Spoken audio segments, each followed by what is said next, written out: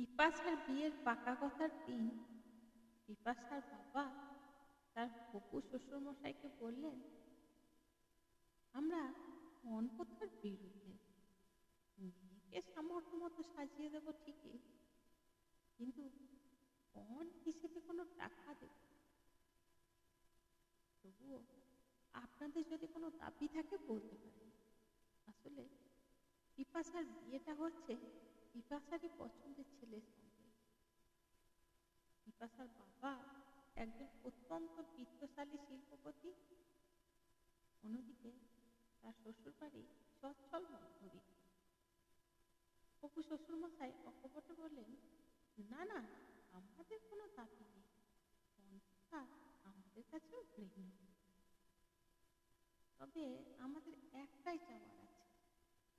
পিপাসার বাবা আগ্রহের সঙ্গে বললেন, হ্যাঁ বলুন না, আশা রাখছি আপনাদের সৎ চাহিদা আমরা পূরণ করতে পারব।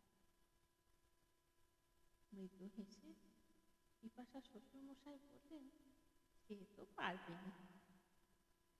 আমাদের বেশ কিছু সংখ্যক বরযাত্রী আসবে, দেখবেন তাদের সকলে যেন যথাযোগ্য সম্মান পায়। পিপাসা কাকু বলে উঠল, কোনো চিন্তা করবেন না আপনি, সবাই উপযুক্ত সম্মান পাবে। আমরা তাদের আদর আপ্যায়নের কোনো ত্রুটি রাখব না।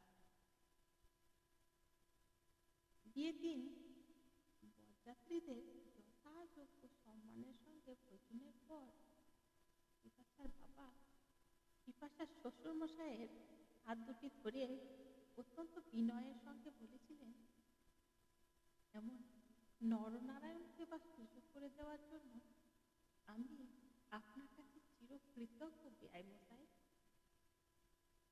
পরের দিন বৌভাতের অনুষ্ঠানেও এসেছেন সেই গৃহহীন অন্নহীন মানুষ,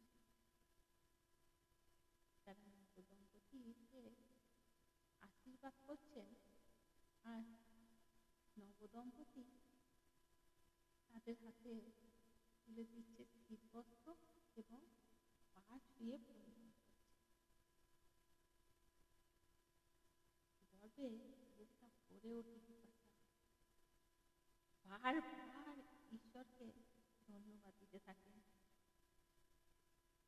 বারবার বলেন, ঈশ্বরকে অনেক ধন্যবাদ। মেয়েটাকে খুব বড় লোকের বাড়িতে না দিতে পারলেও খুব বড় মনের মানুষের বাড়িতে দিতে পেরেছে। এর থেকে সুখের